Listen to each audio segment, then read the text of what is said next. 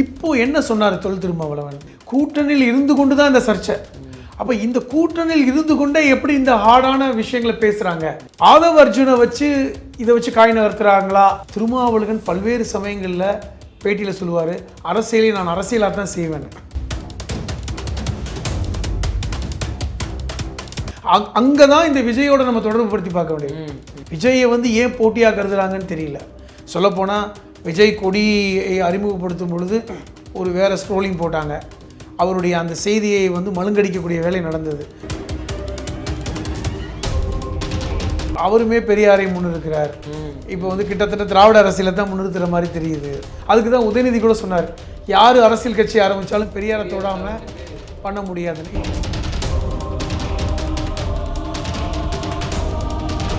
அதுக்கு என்ன காரணம்னா சட்டசபை தேர்தல் நமக்கு முக்கியம் பார்க்குறாங்க. நான் எந்த காலகட்டத்திலும் பாஜகவோட கூட்டணி வைக்க மாட்டேன், பாமகவோட கூட்டணி வைக்க மாட்டேன். அது வந்து ஒரு கொள்கை முடிவு. இப்போ வந்து விடுதலை சிறுத்தைகள் கட்சிக்குடைய அடுத்த கட்ட தலைவர்கள் இப்படி பேசினாங்கன்னா திமுக தலைமைக்கு கோவம் வராதா? இப்போ வன்னியரசு போன்றவர்கள் அப்படிலாம் இல்லை அவருடைய கருத்துன்றீங்க. ரவிக்குமார் அவர்கள் கண்டிக்கிறாரு. தொல் திருமாவளவர்கள் இதை பற்றி பேசுறது இல்லை.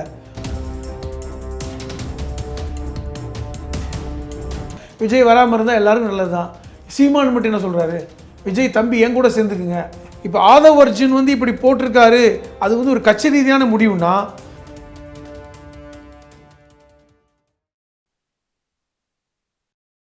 இல்லை.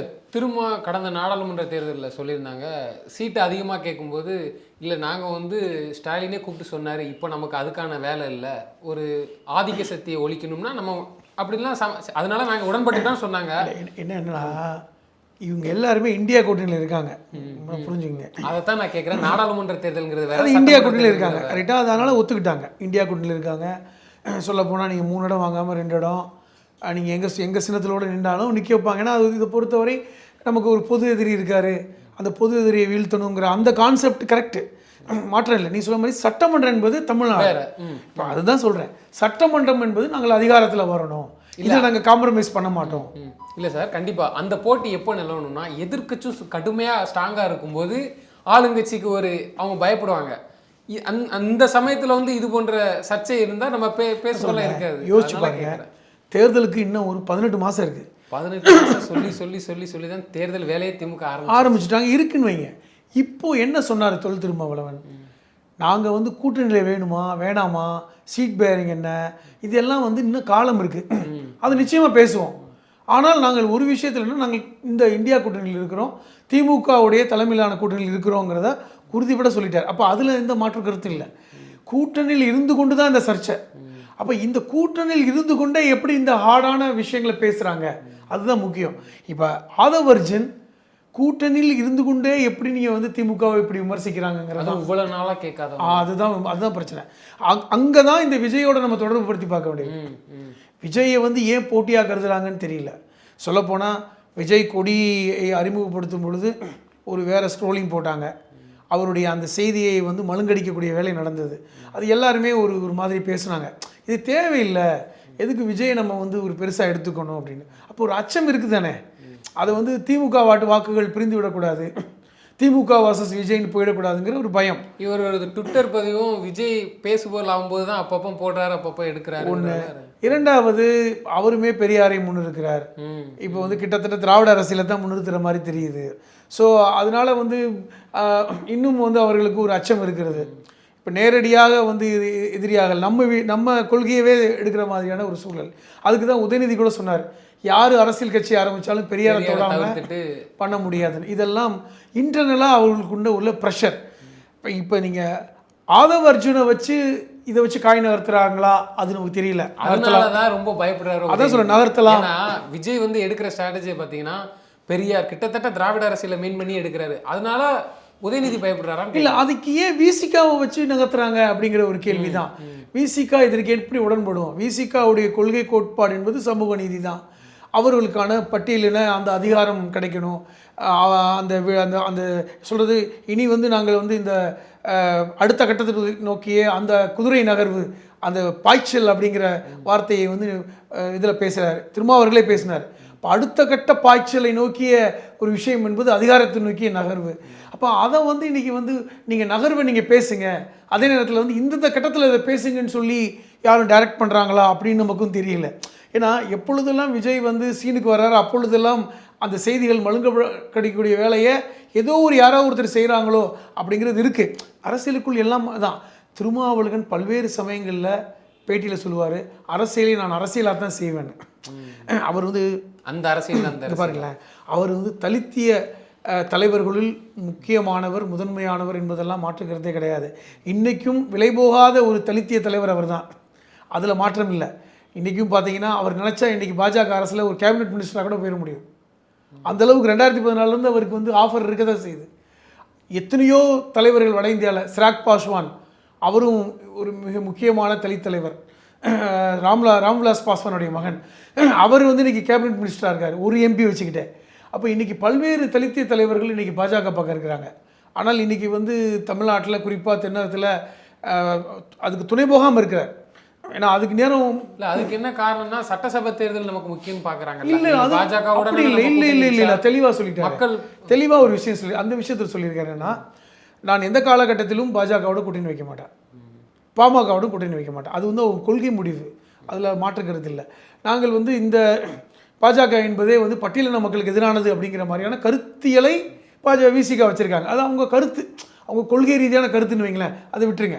ஆனால் இங்கே தமிழ்நாட்டை பொறுத்தவரை நாங்கள் அதிகாரத்துக்கு வர வேண்டும் என்கிற அந்த நகர்வு இருக்குது பார்த்தீங்களா, அதற்கு வந்து விசிகாவை வந்து இந்தந்த காலகட்டத்தில் வெளிப்படுத்த வேண்டிய ஒரு அட்ஜஸ்ட்மெண்ட்டுக்கு போகிறாங்களா அப்படிங்கிறது தான். ஏன்னா நல்லா தெரியும், இப்போ வந்து விடுதலை சிறுத்தைகள் கட்சிக்குடைய அடுத்த கட்ட தலைவர்கள் இப்படி பேசினாங்கன்னா திமுக தலைமைக்கு கோபம் வராதா? தலைவருக்கு கோபம் வரும். ஸ்டாலின் அவர்கள் இதை பற்றி பேசலாம், என்ன இப்படி பேசிகிட்டே இருக்காங்க, இது ஏன் தேவையில்லாத சர்ச்சை. இன்னும் சொல்லப்போனால் விசிகால் இருக்கின்ற 2ஆம் 3ஆம் கட்ட தலைவர்களும் திமுகவில் இருக்கின்ற 2ஆம் 3ஆம் கட்ட தலைவர்களும் கீழே நெருக்கமாக இருப்பாங்க. அது இன்றைக்கி உடையிற வாய்ப்பு இருக்குல்ல. நீங்கள் முதல் கட்ட தலைவர்கள் புரிஞ்சுக்கிட்டீங்க, இப்போ வன்னியரசு போன்றவர்கள் அப்படிலாம் இல்லை அவருடைய கருத்துன்றீங்க. ரவிக்குமார் அவர்கள் கண்டிக்கிறாரு, தொல் திருமாவளவர்கள் இதை பற்றி பேசுகிறது இல்லை. ஆனால் கீழே இருக்கவங்க இந்த புரிதல் இருக்குமா? இப்போ திமுகவில் கீழே இருக்கவங்க என்ன புரிதல் இருப்பாங்க, அதே மாதிரி விசிகாவில் கீழே இருக்கவங்க மாவட்ட லெவலில் இருக்கவங்க என்ன புரிதல் இருப்பாங்க? அப்போ களத்தில் பணியாற்றும் போது ஒரு நெருடல் ஏற்படாதா, ஒரு முரண் ஏற்படாதா? இப்போ இது வந்து கட்சிக்கு நல்லதா?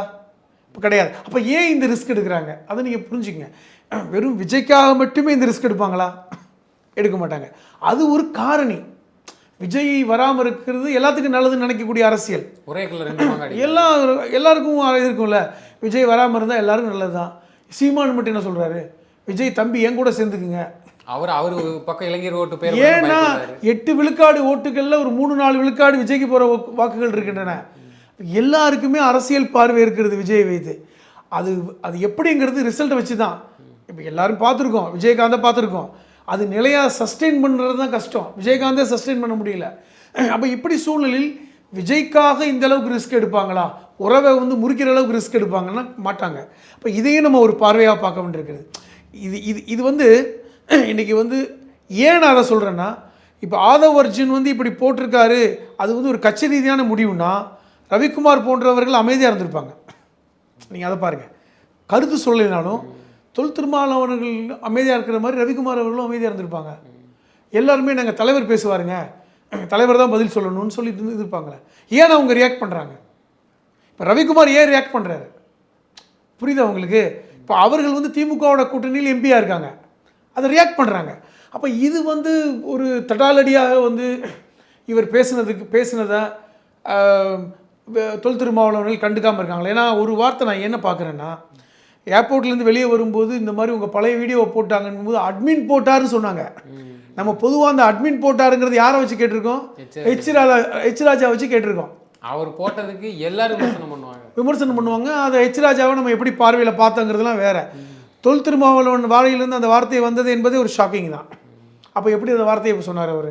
அட்மினை அவ்வளோ தூரம் அட்மினுக்கு பவர் கொடுத்துருக்காரா விஷயத்தை போடுறதுக்கு? அப்போ அதே வந்து ஆதவ் அர்ஜுன் வந்து அந்தளவுக்கு துணிச்சலாக போடுவாரா? என்ன பார்க்குறேன்னா, இந்த விசிகாவுடைய ஆப்பை தயாரித்து கொடுத்ததே ஆதவ் அர்ஜுனுடைய கம்பெனி தான். ஆரம்பத்தில் வந்து அந்த நிறுவனம் தான் இவர்களுக்கான உறுப்பினர் சேர்க்கைக்கான ஆப்பை தயாரித்து கொடுத்தாங்க. அந்த மாநாடுக்கான அத்தனை செலவுகளையும் ஆதவ் அர்ஜுன் பார்த்து தான் சொல்கிறாங்க. அப்போ இப்படிப்பட்ட ஒரு நபரை வந்து மேடையில் உறுப்பினராக சேர்ந்த அந்த சில மணித்துளிகளில் என்னுடைய துணை பொதுச்செயலாளர் அறிவிக்கக்கூடியதெல்லாம் என்னங்க, கட்சியில் வந்து 20 வருஷம் 30 வருஷம் பொறுப்பில் இருந்து ஒருத்தரை வந்து மேலே வந்துட்டு இருக்காங்கன்னா ஒரு அதுக்குமே வந்து தொல் திருமாவளவன் எடுத்தால் ஏதோ நல்லதாக தான் இருக்கும் அப்படிங்கிற ஒரு நம்பிக்கை தான், தலைமையில் மேல் வைத்திருக்கிற நம்பிக்கை தான். அவங்களுக்கு கருத்து வேறுபாடு இல்லாமல் இருக்கும். அவரை சேர்த்திருப்பதை வந்து அவரை சேர்த்துட்டாங்கிறத வந்து எதிர்ப்பு தெரிவிக்காமல் இருந்திருப்பாங்களா அவங்களுடைய கேபினெட்டில், அவங்களுடைய அந்த கூட்டத்துக்குள்ள? ஆனால் வெளியே அமைதியாக இருக்காங்க. ஏன்னா தலைவர் முடிவு, ஏன்னா தலைவர் முடிவு எடுத்தால் நம்ம தலைவருக்கு கட்டுப்படணும், தலைமைக்கு கட்டுப்படணுங்கிற அந்த ஒரு பார்வை. அப்போ அப்படி இருக்கும் பொழுது இவர் துணிச்சலாக இப்படி பேசுனது கூட ரவிக்குமார் ரியாக்ட் பண்ணான்னா, ரவிக்குமார் நம்பர் 2ல் இருக்கார். இப்போ இன்றைக்கி தொல் திருமாவளவனுக்கு அடுத்த பொசிஷனில் இருக்கவர் ரவிக்குமார், அவர் ரியாக்ட் பண்ணுறார். அப்போ அவருக்கு பிடிக்கலன்னு அர்த்தம் உங்களுக்கு. அவருக்கு வந்து பிடிச்சிருக்கு அப்படின்னா, அல்லது ஆனால் வந்து வெளியே சொல்ல முடியாதுன்னா நான் அமைதியாக இருந்துட்டு போய் போகிறார், அவர் யார் கேட்க போகிறாங்க? அப்போ இதெல்லாம் நம்ம பார்க்கணும். இப்போ இதில் வந்து உள் அரசியல் இருக்கிறது. இதை வந்து கண்டிப்பாக திமுக தலைமையும் ரொம்ப உன்னிப்பாக கவனிப்பாங்க. அல்லது இது வந்து இந்த உள்ளரசியலுக்கு பின்னாடியே திமுக இருக்கா அதுவும் தெரியாது. அதுக்குள்ளே யார் இருக்காங்களா இந்த அரசியலை, இல்லை விஜய்க்காக தான் அதை செஞ்சாங்களா, இது எல்லாமே வந்து வெளிவரும். இது வந்து ஒவ்வொரு நாளும் வெளிப்படும். அதனால் வந்து நம்ம இதை வந்து கடந்து தான் போகணும். ஏனென்றால் ஒரு விஷயத்தில் தெளிவாக இருக்குது என்னென்னா, இந்த கூட்டணி உடையலை, திமுக கூட்டணி உடையலை, ஆனால் கருத்துருவாக்கம் நடந்து கொண்டு இருக்கிறது. இதை வந்து திருமாவளவன் விரும்பலாம்ல. யார் சொன்னால் என்ன, நம்ம கருத்தை சொல்லிக்கிட்டே இருக்காங்களே யாராவது ஒருத்தர். இப்போ எங்க ஒரு கருத்தை நான் திருப்பி சொல்லுவாங்களே, நம்ம ஊரில் ஒரு பழமொழி சொல்லுவாங்க, ஆடி காற்றுல அம்மியும் அசையும்னு. அப்போ நீங்கள் ஒரு விஷயத்தை நீங்கள் வந்து செஞ்சுக்கிட்டே இருக்கீங்க, திரும்ப செஞ்சுக்கிட்டே இருக்கீங்க. அப்போ ஏதோ ஒரு ரூபத்தில் வந்து உங்கள் கருத்தை நீங்கள் வந்து திமுக தலைமைக்கும் சமூகத்துக்கும் பதிய வைக்கிறீங்க. உங்களுடைய மக்களை இன்றைக்கி வந்து பட்டியலின மக்கள் சோர்ந்துட போயிடக்கூடாதுன்னு நினைக்கலாம். ஏன்னா இன்றைக்கி திருப்பி திருமாவுக்கு ஓட்டளிச்சுட்டு இருக்காங்க. நம்ம அரசியல் அதிகாரம் இல்லாமல் இப்படியே வாக்களித்திருக்கிறதா? எல்லா சமூகத்திலும் இது இருக்குது. ஏன் இஸ்லாமிய சமூகத்தில் வந்து எம்பி சீட்டு கொடுக்கலன்னு சொல்லி ஒரு அதிருப்தி ஏற்படலையா? இப்போ இதே 2024 மனிதநேய மக்கள் கட்சிக்கு ஒரு சீட்டு கூட கொடுக்கல. அப்போ எவ்வளோ அதிருப்தி இருந்தது சமூகத்தில்? எதற்காக வந்து அந்த கூட்டணியில் வந்து மனிதநேய மக்கள் கட்சி பயணித்தது? இந்த பொது எதிரியை வீழ்த்தணும், நம்ம வந்து பொறுத்துக்குவோன்னு. அது எவ்வளோ நாளைக்கு வந்து அதை ஹோல்ட் பண்ணுவீங்க? அப்போ உங்களுக்கான அந்த எரிபொருளை நீங்கள் கொடுக்க வேணாமா? உங்களுடைய தொண்டர்களுக்கு நீங்கள் எரிபொருள் கொடுக்கணும். எப்படி வாகனத்துக்கு எரிபொருள் கொடுக்குறீங்களோ, உங்கள் தொண்டர்களுக்கும் உங்களுடைய அனுதாபிகளுக்கும் நீங்கள் தினமும் ஒரு எரிபொருள் கொடுக்கணும், அவங்கள உற்சாகப்படுத்தணும். இது ஒரு தலைவருடைய அன்றாட ஒரு இன்றியமையாத கடமை. அப்போ இது எல்லாமே எரிபொருள் தான். இன்றைக்கி வந்து தமிழ்நாடு முழுவதும் விசிகாவை பற்றி பேசுது, தமிழ்நாடு முழுவதும் அவர் இப்படி பேசிட்டாருங்க. அப்போ அவங்களுக்கு வந்து நம்ம அதிகாரத்தில் வந்த மாதிரி ஒரு ஃபீலிங், நம்ம ஒரு முக்கியமான கட்சி, அப்போ திமுக நம்மளை கன்சிடர் பண்ணும், நம்ம 2026 ஆட்சிக்கு நம்மளும் பங்கெடுப்போம். அந்த உத்வேகத்தை கொடுக்கக்கூடிய ஒரு விஷயமாகவும் பார்க்குறேன். இதை நீங்கள் ஒரு கோணத்தில் மட்டும் பார்க்க முடியாது, இது பல்வேறு கோணத்தில் நீங்கள் பார்க்கணும். இது பல்வேறு நலம் சார்ந்த விஷயங்களும் விசிகாவுக்கு இருக்குது, அதே நேரத்தில் நெருடல்களும் இருக்கிறது.